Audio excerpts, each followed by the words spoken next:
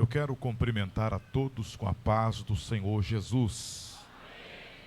Queridos, estou grato a Deus pelo privilégio que Ele me concede, poder participar deste congresso.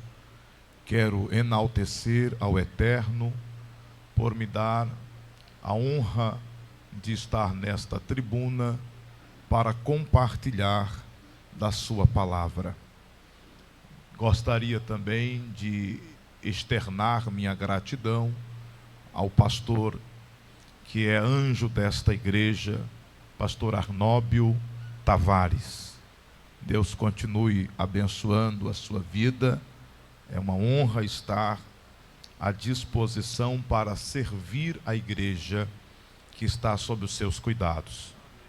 Quero externar minha gratidão publicamente também ao presbítero Êxodo, que nos contactou para formalizar o convite, assim como o presbítero Paulo, que juntamente com o presbítero Êxodo, esteve nos buscando, fazendo toda a logística. Deus continue abençoando toda esta mocidade, em nome de Jesus. Vamos abrir as nossas Bíblias nesse instante, na primeira carta do apóstolo Paulo aos Tessalonicenses, no capítulo de número 4, nós iremos ler a partir do versículo de número 13. Primeira carta do apóstolo Paulo aos Tessalonicenses, capítulo de número 4, a partir do versículo 13. Eu gostaria de solicitar o tecladista, se ele estiver aí próximo, para me auxiliar aqui, tá bom? Fazendo um fundo musical daqui a uns 5 a 10 minutos. Só os que acharam digam: eu sou bom de Bíblia. Eu sou bom de Bíblia.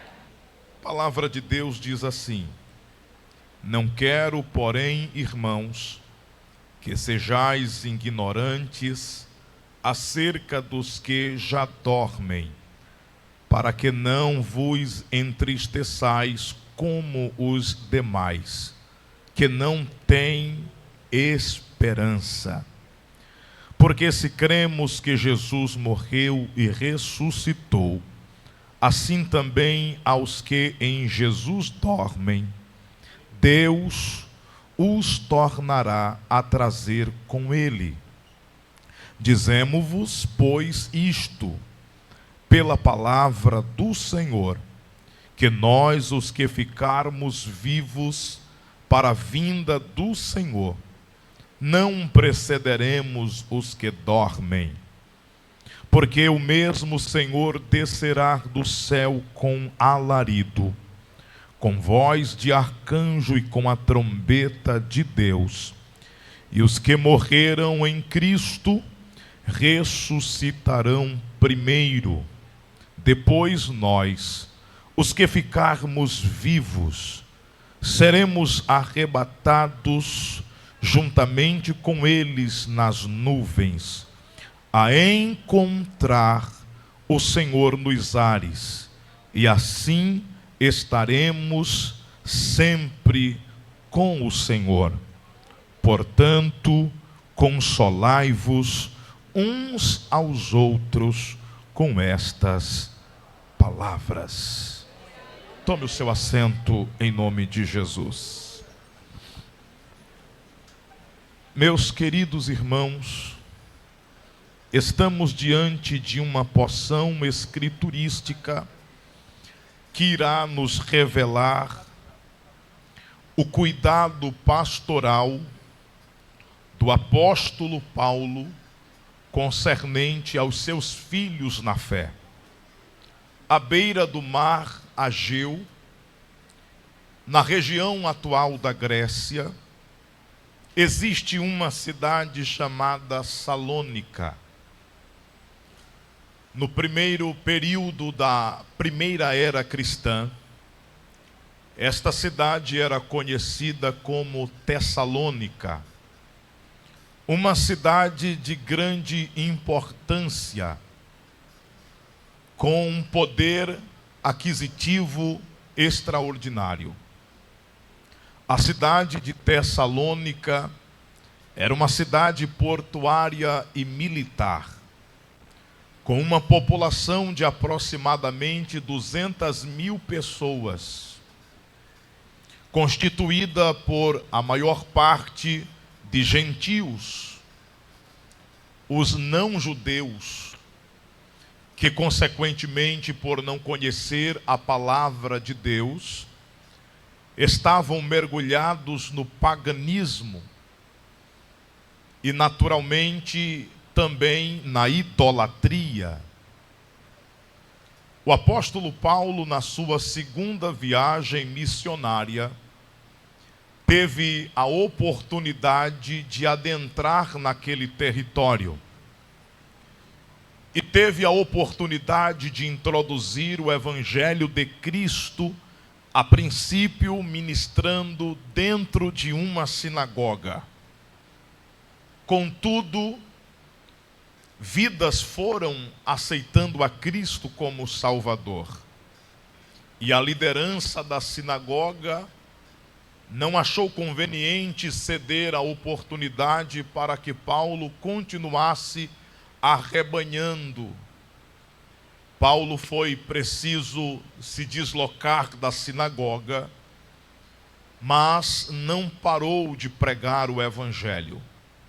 E enquanto Paulo ia anunciando Cristo, muitas vidas foram se rendendo, o trabalho prosperou, almas foram libertas de todo tipo de imundície do pecado daquela época.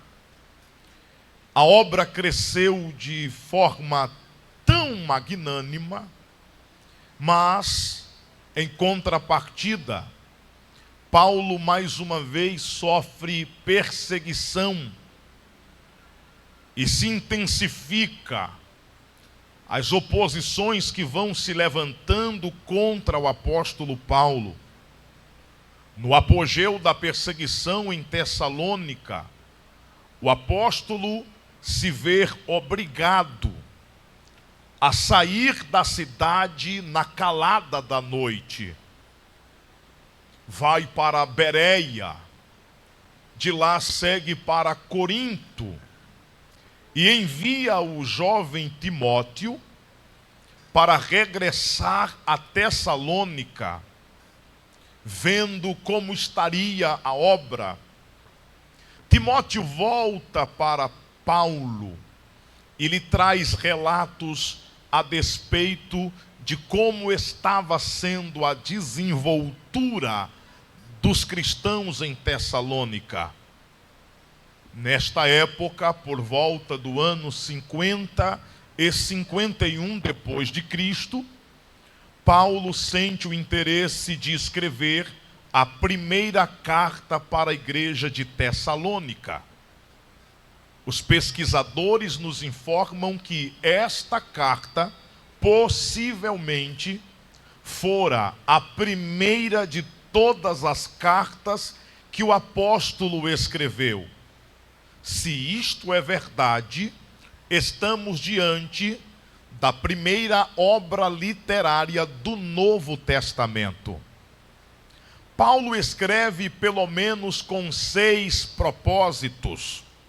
O primeiro propósito do apóstolo Paulo é externar a sua alegria em compreender o progresso espiritual da igreja em Tessalônica. Em segundo lugar, ele escreve para animá-los a continuarem firme na fé em Cristo. Em terceiro lugar, para exortar os cristãos a viverem de maneira que agradassem a Deus.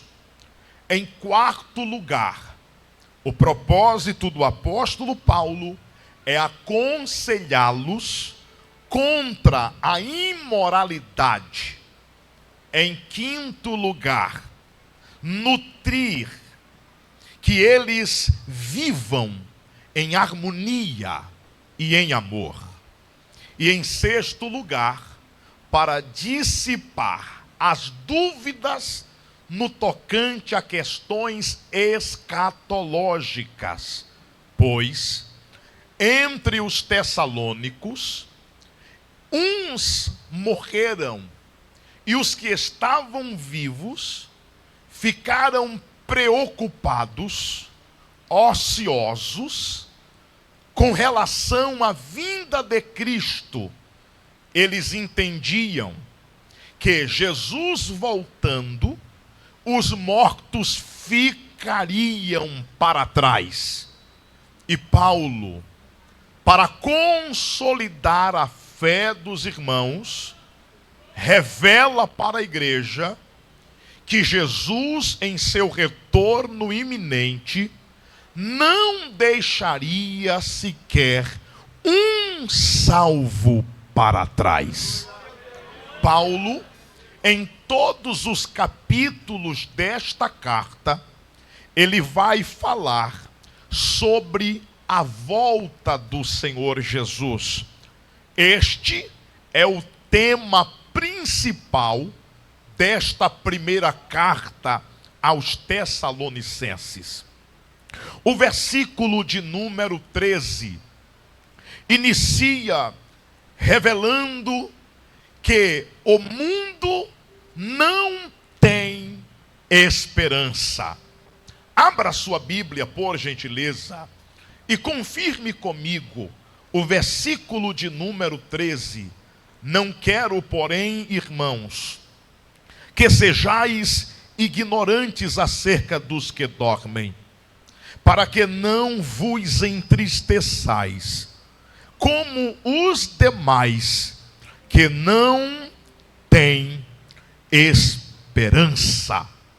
Paulo está revelando para a igreja que o mundo não tem esperança alguma. O apóstolo João, escrevendo a sua primeira epístola, no capítulo 5, versículo 19, ele declara que o mundo jaz no maligno. Você sabe por quê? Milhões de brasileiros neste momento estão pulando carnaval, porque eles não têm expectativa a despeito do futuro. Eles estão preocupados em aproveitar o momento presente, porque na concepção do mundo, a morte é o fim, é o acabou. Eles não têm expectativa que depois da morte existe algo além que nos permitirá viver com Deus.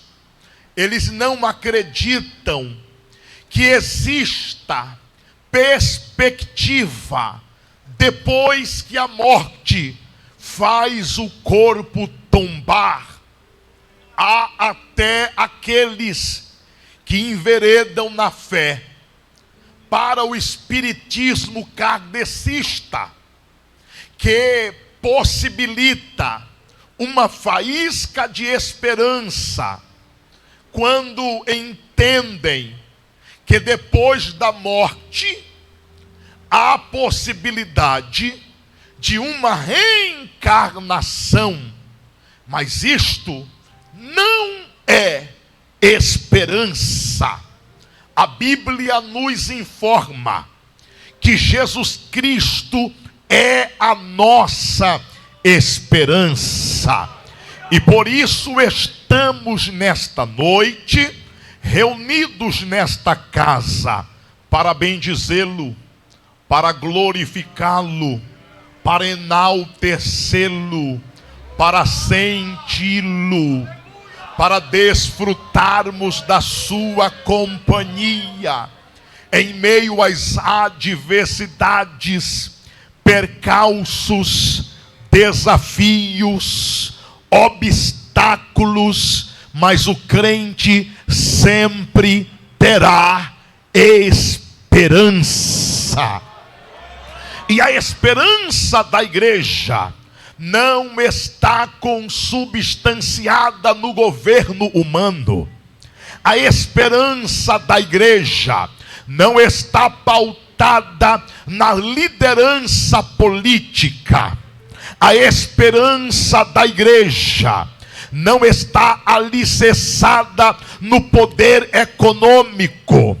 A esperança da igreja não está embasada nas ciências humanas. A esperança da igreja não está na psicologia, na sociologia, na antropologia.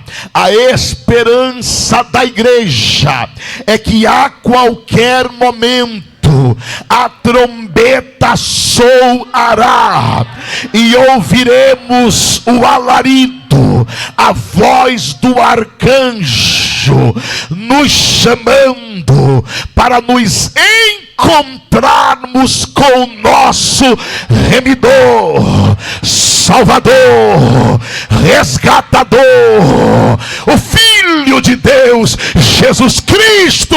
A esperança da igreja é que Jesus voltará.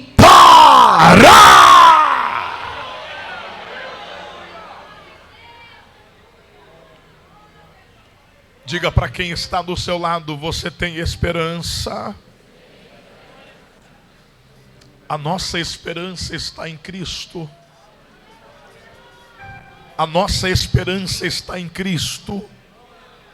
Jovem, você pode projetar a sua vida, percorrer os degraus necessários para alcançar os seus objetivos, cursar a faculdade, fazer de um tudo para ter uma profissão que lhe traga honra, mas a esperança da igreja é a volta do Senhor Jesus.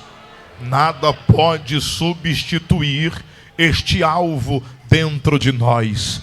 Nada pode arrancar esta esperança dentro de nós. Paulo inicia a leitura descrevendo que o mundo não tem esperança, mas nós não podemos estar ignorantes a despeito da esperança. E ele descreve: Jesus voltará. Paulo acreditava na volta do Senhor Jesus, que seria iminente, a qualquer momento. Isto me faz lembrar do capítulo 24 do Evangelho escrito por Mateus, quando os discípulos estavam passando diante do grande templo e apontaram para Jesus e mostraram a estrutura arquitetônica. Jesus declarou que não ficaria pedra sobre pedra. Eles não compreenderam sobre o que de fato Jesus estava falando, mas chegaram para Jesus com indagações sobre as últimas coisas. E Jesus começou a descrever para os discípulos os sinais da sua volta. Jesus começou a declarar que eles precisariam estar vigilantes, pois a hora e o momento ele não poderia relatar, mas sinais surgiriam, sinais externos e sinais internos.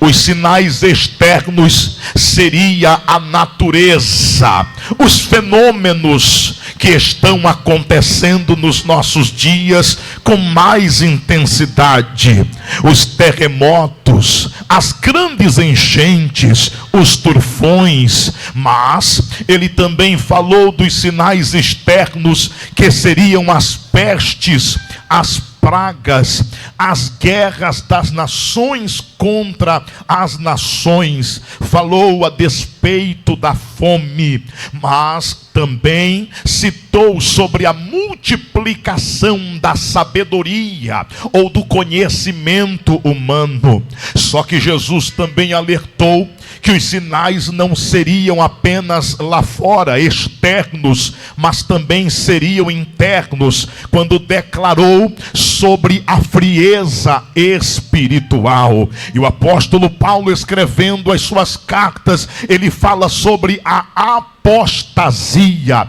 Perceba que nós já estamos contemplando todos os sinais externos que deveriam acontecer, já transcorreram. Todos os sinais internos que deveriam acontecer, anunciando a volta de Jesus, já estão acontecendo. Hoje você passeia por este Brasil e vê o caos que está. Muitas das igrejas brasileiras estão preocupados com jogo de luz, estão preocupados com cor de parede, estão preocupados com efeitos, mas não estão preocupados com a intimidade, com o relacionamento com Deus. O amor está esfriando. Outros estão subindo nas plataformas, usando os púlpitos como palanque para advir com teorias totalmente heréticas. É a apostasia. Nós estamos vivendo os últimos instantes. O arrebatamento vai acontecer a qualquer momento. Oxalá que enquanto eu estiver ministrando, possamos experimentar o transladar, para que o corpo que é corruptível seja transformado em algo incorruptível, e a gravidade não tenha força para nos segurar nesta atmosfera. Jesus está voltando, o grande encontro está marcado, já está agendado na agenda do Deus Todo-Poderoso, e esta é uma realidade que ninguém pode interferir. Ainda que os 1,8 bilhões de muçulmanos não acreditem, Jesus voltará. Ainda que 900 milhões de hinduístas não aceitem, Jesus voltará. Ainda que 376 milhões de budistas não aceitem, Jesus voltará. E os 15 milhões de judeus não convertidos ainda estejam esperando o Mashiach, mas o meu Jesus voltará. Ainda que os 13 milhões de espíritas kardecistas estejam acreditando na reencarnação, a nossa esperança é a sua vinda. O Rei dos Reis vem nos buscar. Nós aguardamos Jesus ainda. Só quem está aguardando Jesus, levante a mão e diga: estou aqui. Rebacalaxandarabagaia.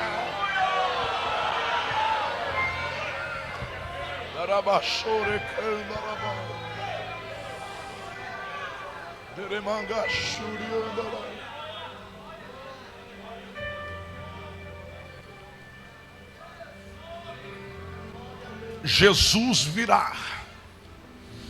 O apóstolo Paulo descreve, na leitura que nós fizemos nesta noite, qual o propósito do retorno do nosso Senhor Jesus Cristo.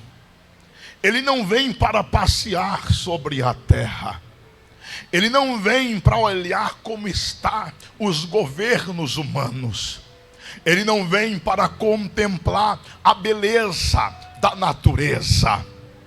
Ele não vem para um outro propósito, senão o arrebatamento. E a palavra arrebatamento, utilizada pelo apóstolo Paulo neste texto, é a palavra arpadizo. E eu acho lindo as palavras no nosso idioma que tentam nos instruir sobre o que é o arrebatamento. Observe, a palavra arrebatamento pode significar, olhe bem, ser puxado. A palavra arrebatamento pode significar capturar. A palavra arrebatamento também tem um sentido de ser tomado à força. A palavra arrebatamento também significa ser arrancado.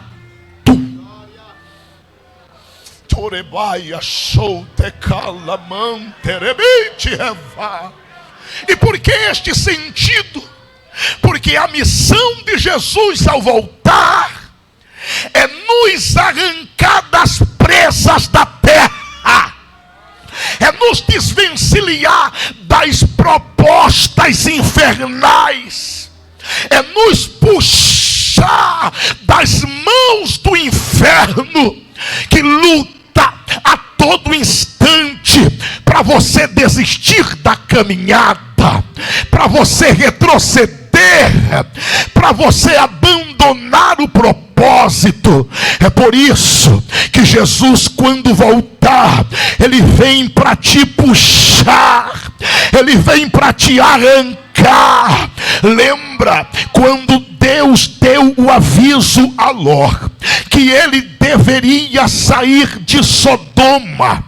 Deus alertou que quando chegasse o raiar do sol, a cidade seria totalmente destruída.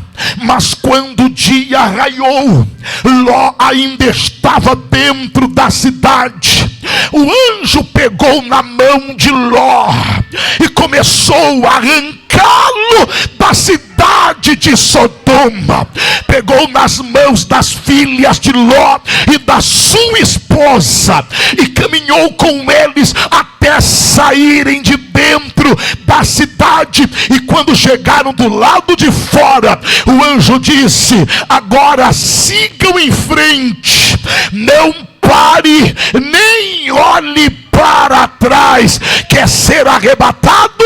O primeiro passo é: pare de olhar para o passado, pare de lamentar os tropeços, pare de ficar se lastimando porque não resistiu em uma tentação. O apóstolo Paulo, escrevendo aos Filipenses, capítulo 3, versículo 13, ele disse: quanto a mim, irmãos, não julgo que já tenha alcançado, mas uma coisa faço, esquecendo-me do que fica para trás, prossigo para o alvo, pelo prêmio da soberana vocação de Deus em Cristo Jesus. Isaías 43, versículo 18, está escrito: não considereis as coisas passadas, nem as antigas, eis que eu faço uma coisa nova, porventura não a percebeis? Deus está dizendo: quer morar no céu,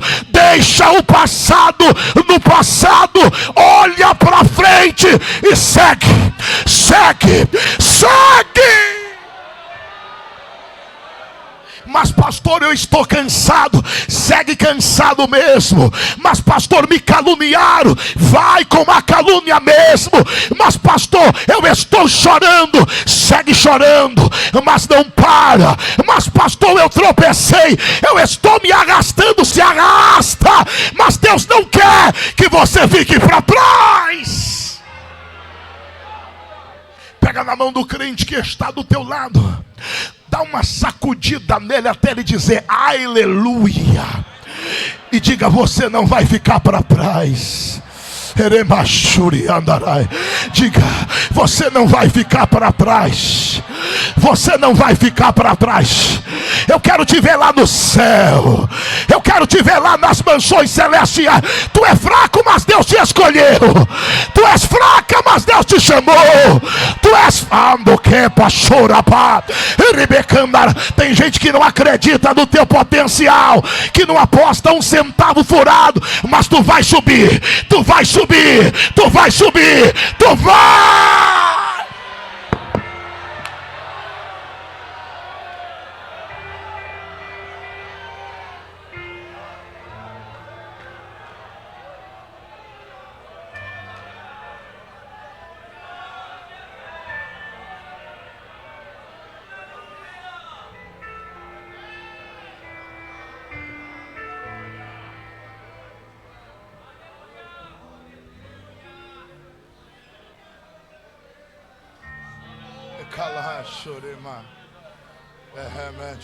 Está difícil agora, mas Deus vai te dar resiliência nesta noite. Está difícil agora, mas o Espírito Santo vai renovar as tuas forças nesta noite. Está complicado agora, mas o Espírito Santo vai renovar as tuas energias.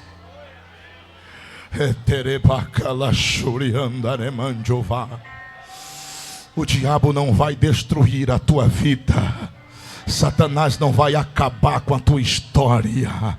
Tu és uma serva de Deus. Tu és um servo de Deus. A tua família é um projeto de Deus. O teu chamado ministerial é um projeto de Deus. Satanás não vai acabar com o projeto que Deus começou na tua vida. A obra vai até o fim. Você não vai desistir agora. Já nadou e não vai morrer na praia. Deus vai te abraçar nesta noite. Deus vai te pegar nesta noite. Vai aumentar o grau de unção na tua vida. E aquele embaraço que estava tentando te arrancar do centro da vontade de Deus, o Espírito Santo vai soprar. Vai soprar. Vai soprar. Você é uma mulher de Deus. Você é um rapaz de Deus. Você é uma moça de Deus. O pecado não é para você. A luxúria não é para você. A fofoca não é para você. Aquele namoro indecente não é para você. Deus tem coisa maior. Deus tem projetos grandes. Você faz parte da igreja que será arrebatada a qualquer momento. Recebe unção de Deus aí para orar em línguas estranhas. Seja renovado agora. Deixa o Espírito Santo tomar os teus lábios agora. Você que chegou se arrastando, dizendo que era o último culto, o Espírito Santo te pega agora e te enche, e te enche, e te enche, e te enche. Tem unção de Deus na galeria. Tem unção de Deus na nave do templo.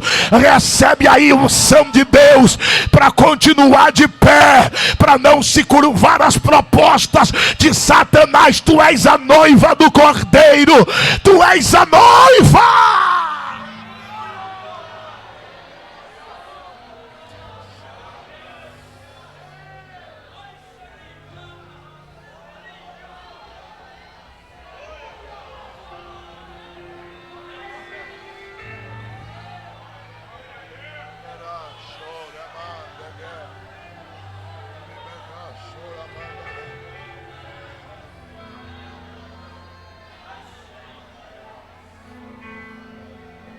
Você vai falar algo para você mesmo. Você vai falar algo para você mesmo. Diga assim: eu posso ser pequeno. Diga: eu posso ser fraco, mas eu vou chegar lá.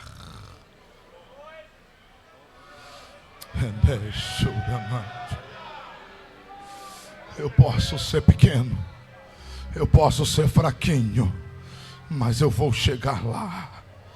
Mas eu vou chegar lá. Mas eu vou chegar lá.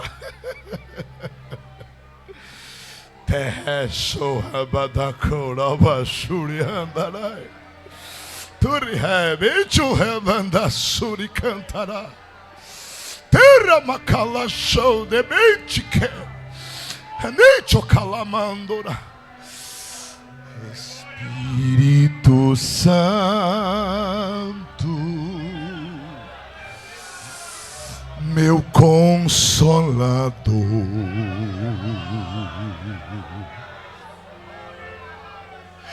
Espírito Santo,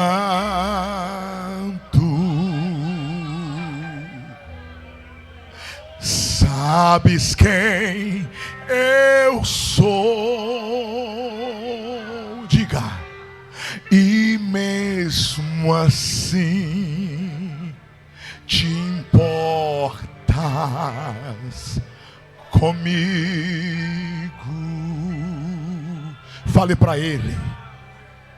E mesmo assim moras em mim, moras em mim. Tu és santo. Tu és santo.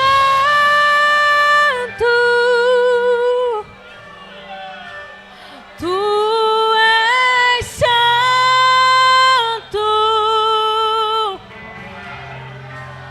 Que outra Palavra se faz necessária para te descrever.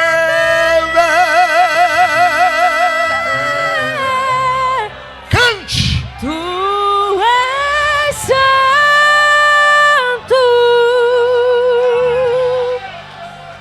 Tu és santo.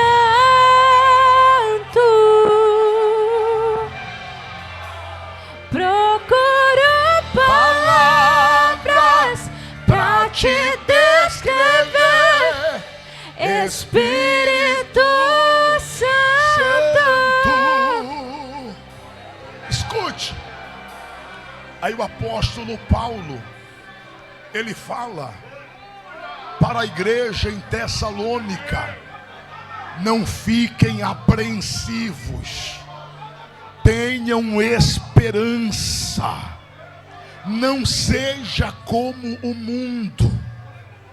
Eles não têm expectativa, mas a qualquer momento a voz do arcanjo será ouvida e o arrebatamento acontecerá. Será o grande encontro, o encontro mais esperado da história, o encontro mais aguardado da história. E por que este encontro será tão esperado e magnânimo? F.F. Bruce diz que será o dia da nossa libertação final. Estaremos na eternidade com Ele, e não haverá mais nada entre nós. Não haverá doenças que nos machuca e nos humilha.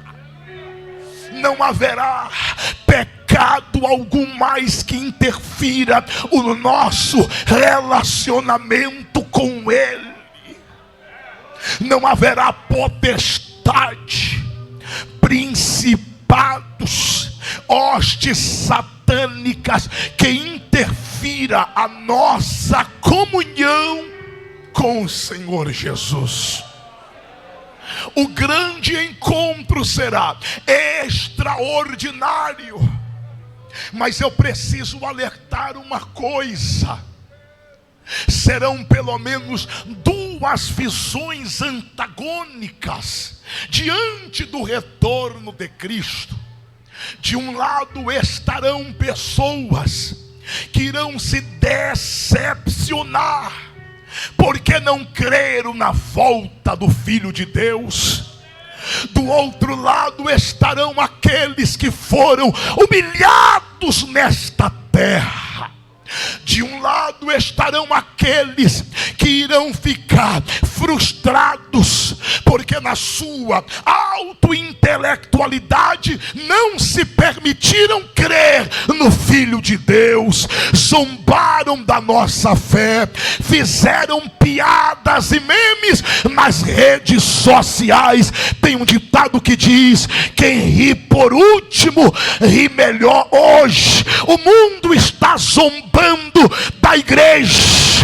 Nas escolas de samba, todo ano massacram a nossa fé, mas chegará o dia que eles irão procurar pela igreja do Senhor Jesus, e nós não estaremos mais nesta terra. Só quem vai estar no céu, levante a mão, adore a Ele, que é digno, que é merecedor de todo louvor, de toda glória.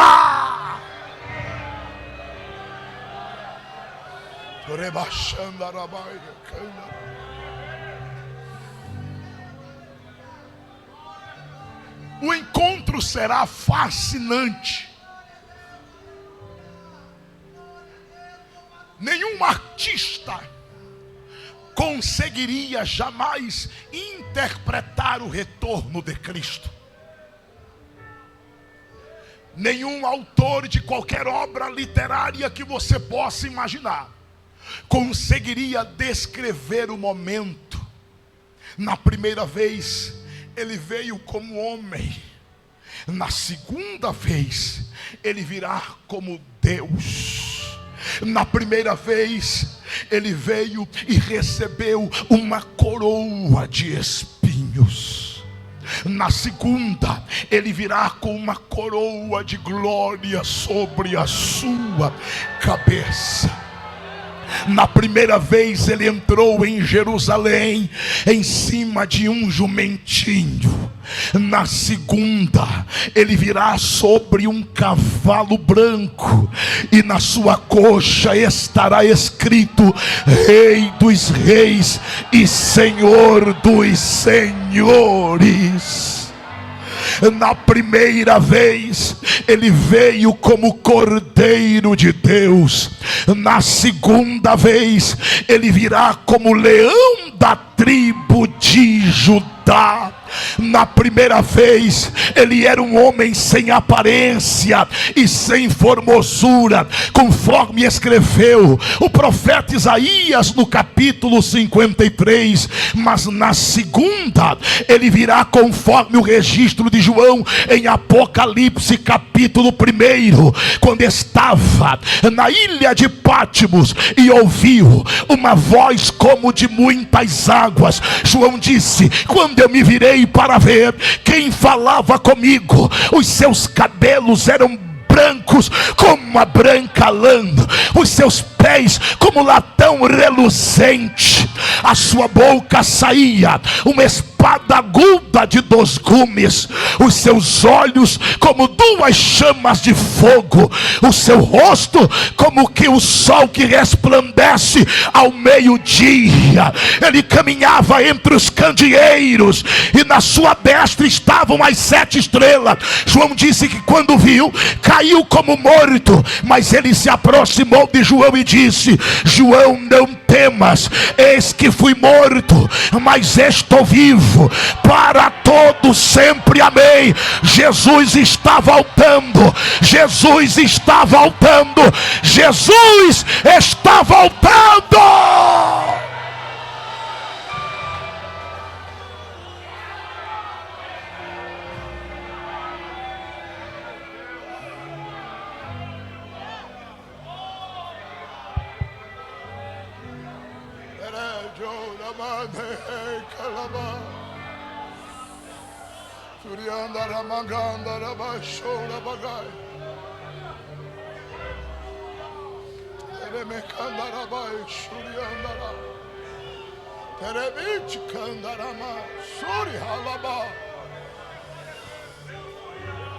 naquele grande dia,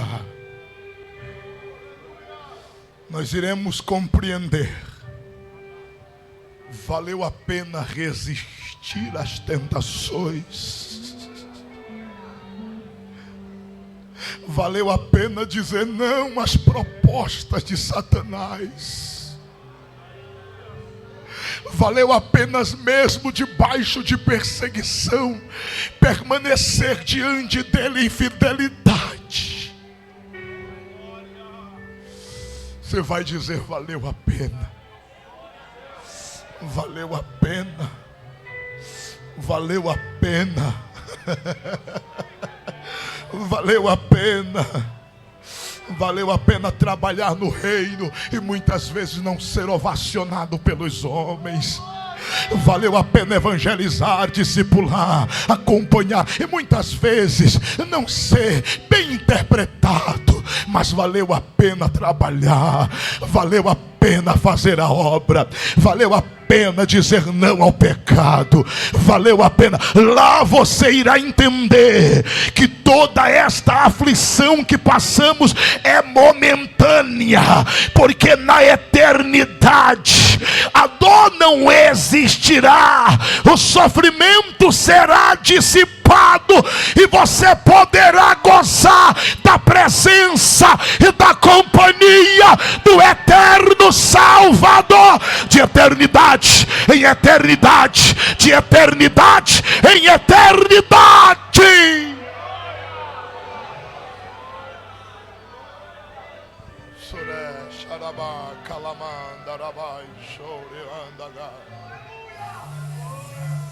Você vai resistir?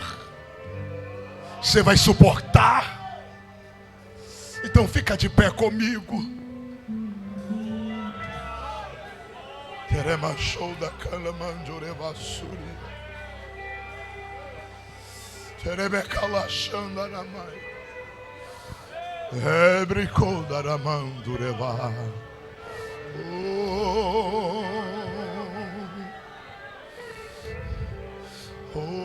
Estou sentindo Deus na casa.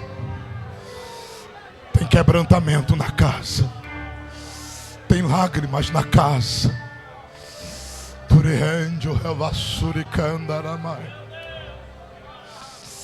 Você não pode ficar depois que a trombeta tocar. Escute, na hora do encontro não dá tempo para se arrepender. Na hora do encontro não dá tempo de ajustar a vida. Na hora do encontro não dá tempo de procurar o pastor para um aconselhamento.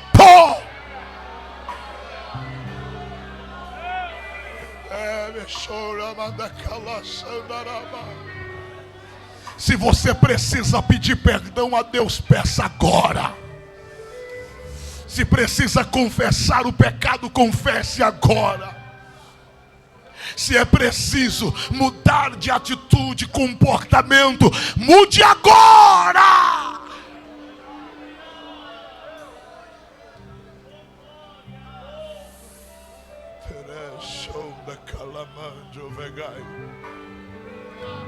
Porque na parábola das 10 virgens, Jesus explicou que 5 eram prudentes, preparadas, mas 5 estavam despreparadas, eram negligentes.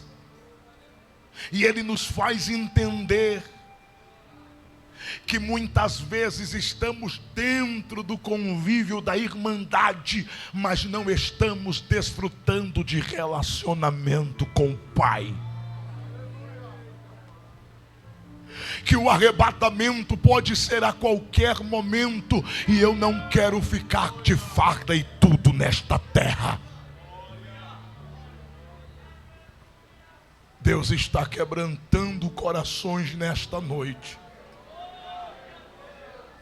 Deus está tratando com vasos de barro como oleiro nesta noite. Aumenta o teclado para mim, por favor. E eu preciso orar por você. Teclado para mim, por favor. Eu preciso orar por sua vida. Eu não vou te chamar à frente, não. Este não é o meu propósito de constranger. Mas eu preciso orar por você que está morno espiritualmente, que pensa que arrebatamento é mitologia, é fábula. Convive na igreja porque desde a infância os pais te carregaram, mas lá dentro você até hoje não acreditava nisto como um fato. Eu preciso orar por você que tropeçou, mas que sente a necessidade de se arrepender, que sente a necessidade de pedir perdão ao Pai. Eu preciso orar por você que está fraco espiritualmente, já estacionando. Eu preciso orar por você. Fecha os teus olhos. Espírito Santo,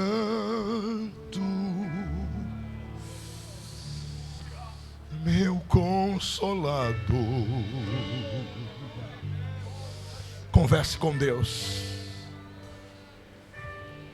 Não, eu não quero que você cante. Por favor, ore a Deus nesse momento. Só a serva de Deus vai estar cantando. Enquanto isso você vai orar. Orar. Não espere eu começar a oração. Fale com Ele. Fale com Ele. Isso. Espírito Santo, diga a Deus, eu preciso do teu perdão. meu consolador. Diga, Pai, eu preciso que o Senhor restaure a minha vida nesta noite. Espírito Santo, diga, Pai, eu não posso sair por aquela porta da mesma forma que eu entrei. Sabes há pecados que precisam serem jogados fora. E mesmo assim, fale para Ele nesta noite. Se importa, confesse quanto você necessita comigo, do socorro, da misericórdia. E mesmo assim, Pai eterno e Deus bendito, eu oro por este jovem, eu oro por esta moça, eu oro por esta mulher, por este homem, por este ministro que se encontra no altar, por este diácono, por esse presbítero, por esse evangelista, por esse pastor.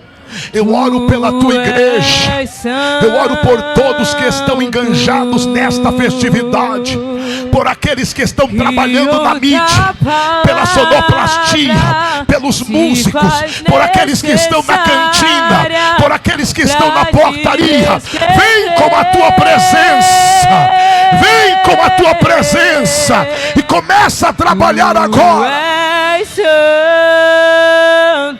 Trata, Espírito Santo, arranca o que não te agrada, arranca todo o pecado, arranca toda a maldade, limpa o coração deste homem, limpa o coração desta mulher, tira o que não te agrada, renova, renova, renova, renova, renova agora, ele que nunca mais falou em línguas estranhas, seja renovado agora, ela que nunca falou em línguas estranhas, seja batizado no Espírito Santo, fale pela primeira vez em línguas estranhas, agora, o Espírito Santo te toma, o Espírito Santo te enche, o Espírito Santo te renova, seja impactado pela presença do Espírito Santo, aonde você estiver, seja alcançado pela presença, receba o abraço, agora, isto, recebe aí, recebe agora, Repecandarabagachai. A presença de Deus está na casa. Não te afaste de mim, não te retire de mim, Espírito Santo de Deus, Espírito Santo de Deus. Meu Deus, não te afaste meu de Deus, mim, não te retire de mim, Espírito Santo. Tem presença de Deus na casa. O Espírito Santo está enchendo a sua igreja. Fale línguas, seja batizado no Espírito Santo. Você que nunca falou em línguas estranhas, abre a tua boca agora e dispara no idioma dos céus. Deixa Jesus te encher agora, agora, agora, agora. Pra te descrever. Receba de Deus na galeria, receba de Deus no altar. Receba o abraço do Espírito Santo. A igreja que será arrebatada, ela está acostumada com fogo. Recebe de Deus aí. Palavras pra te descrever, Espírito Santo.